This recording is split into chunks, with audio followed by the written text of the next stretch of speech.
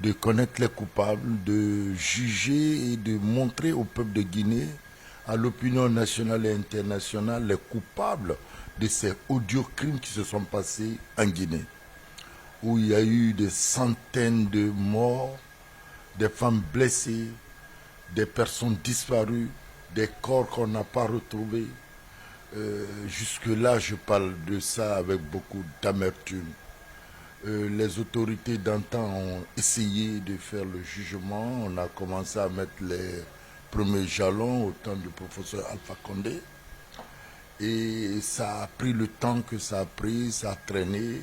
Et après la prise de responsabilité du général de corps d'armée Mamadi Doumbouya le 5 septembre 2021, il a été dit que le jugement, la justice devient la boussole de notre pays pour orienter les Guinéens, les citoyens guinéens, les responsables, le peuple de Guinée.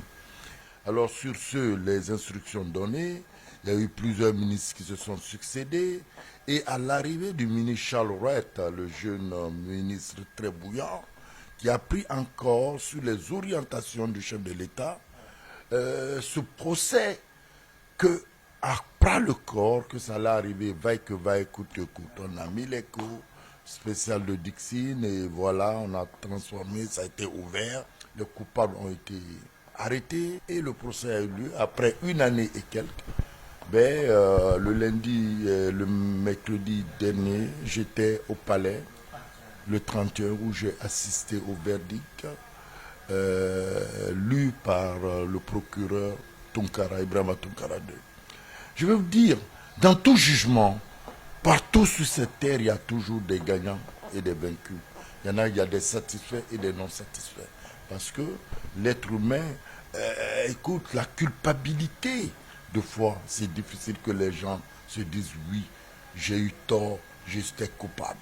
D'autres ne le font jamais. On les juge sur des faits que eux-mêmes, sachant qu'ils ont fait. Pour moi, mon humble avis, le jugement a été bien rendu.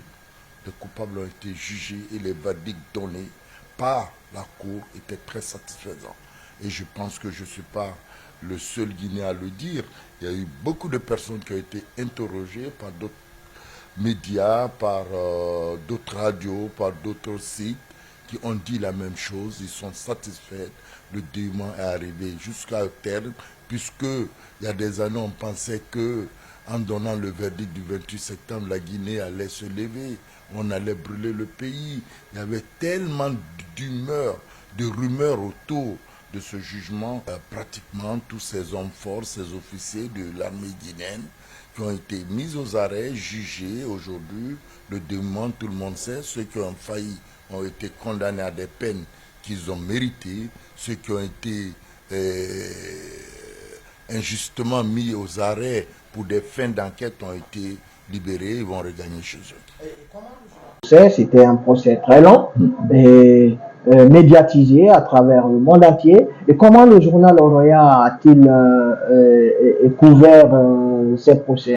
Voilà pourquoi j'étais sur le plateau de la télévision nationale le 31 août pour dire au monde entier, pour dire à nos téléspectateurs, à nos concitoyens, que le quotidien national, dans son rôle régalien, n'a pas failli.